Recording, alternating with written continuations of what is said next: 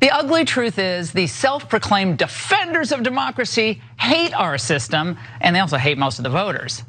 They know they're going to lose. And Nancy Pelosi's not going to go quietly. She's going to scream. She's already preparing to scream the election was stolen. And by the way, what she means by stolen is people showed up to vote against Democrats. That's what stealing the election is. And remember, Democrats don't believe in democracy. Ted Cruz says Democrats do not believe in democracy. Ted Cruz, a Republican senator in the United States of America, said the Democrats don't believe in democracy. Apparently, he has to watch this. Remember, Democrats don't believe in democracy. Don't believe in democracy. More Republican lawmakers are joining President Trump's effort to overturn the presidential election results. Texas Senator Ted Cruz today announced a coalition of 11 senators planning to object to the Electoral College certification next week. There's one senator who led the charge to challenge the Electoral College count and enthusiastically threw his weight behind multiple efforts to undermine the Democratic presidential election and is now trying to cleanse himself of the stain of those actions. Senator Ted Cruz says he'll lead a drive to challenge President-elect Joe Biden's victory. Again, whether or not you win or lose, will you accept the results of the election tomorrow? I think we all ought to be looking at election integrity. Is that a commitment to accept the results of the election tomorrow? Let's all do that together. Let's all work together. I don't lose too often. I don't like to lose. But are you gracious? You don't know until you see. It depends. I think mail-in voting is going to rig the election. I really do.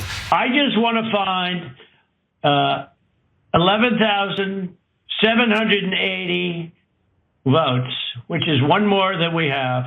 It would be very, very proper and very nice if a winner were declared on November 3rd instead of counting ballots for 2 weeks, which is totally inappropriate. Did he directly tell you to fight to decertify the election, the 2020 election? He did not use the word decertify. He used the word rescind. Are you suggesting that you might not accept the results of the election? I have to see. Look. See all those Democrats that don't like democracy? I have a few more for you. First, start off with David Perdue.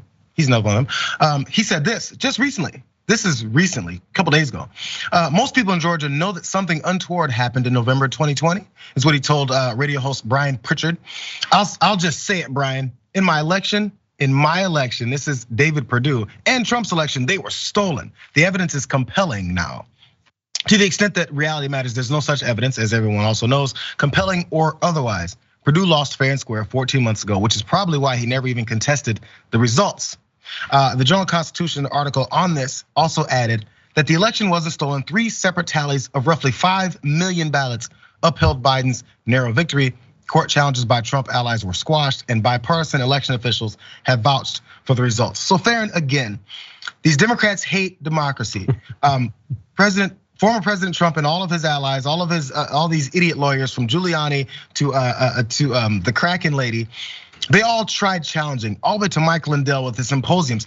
I can't figure many more ways this could potentially be adjudicated, and then we're still looking for some kind of result that this election was stolen. But those Democrats won't stop complaining about the election. You know, it's really bizarre to see Ted Cruz go off on that little rant, because first and foremost, I haven't seen any Democrats at all trying to suggest that the election is somehow rigged, months and months away from now. So first, I don't even know where he's getting that talking point. But second, that is the biggest projection I think I have ever seen from a Republican, quite ever. But no, you're absolutely right. And Ted Cruz, of course, as we're finding out more and more each day right now, was absolutely at the heart of those efforts to overturn that election. That was one of the first phone calls Donald Trump made once the election was officially called for Joe Biden. He picked up the phone, he called Ted Cruz and said, "Would you be willing to go to the Supreme Court and argue this case for me?" And Ted Cruz said, "Absolutely."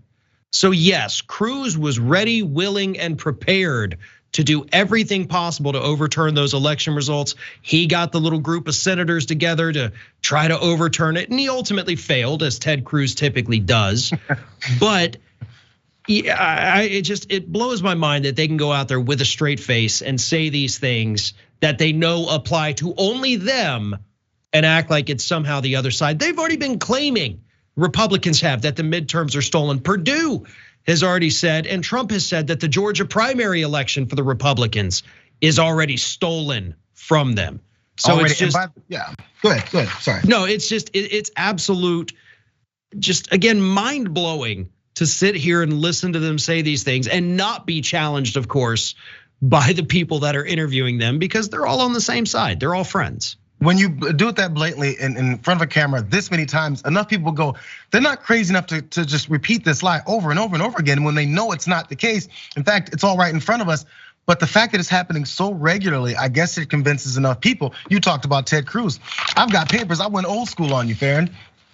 There's more details from the Washington Post that talk about Cruz's efforts to help overturn that election. And Liz Cheney, who's on the committee, said, I think that Senator Cruz knew exactly what he was doing. I think that Senator Cruz is somebody who knows what the Constitution calls for, knows what his duties and obligations are, and was willing, frankly, to set that aside. He went through deep detail, and as you point out, worked with Trump and his people to try and overturn this. He was an intricate part of it, but he's got to deflect. It's why Antifa is the one who stormed the Capitol. It's also why pedophiles are the ones that are grooming children when they're talking about gender and their identity. When we have someone like Andrew Giuliani, who just said he popped the hood on his baby's diaper and saw her genitals and said he's her only boyfriend.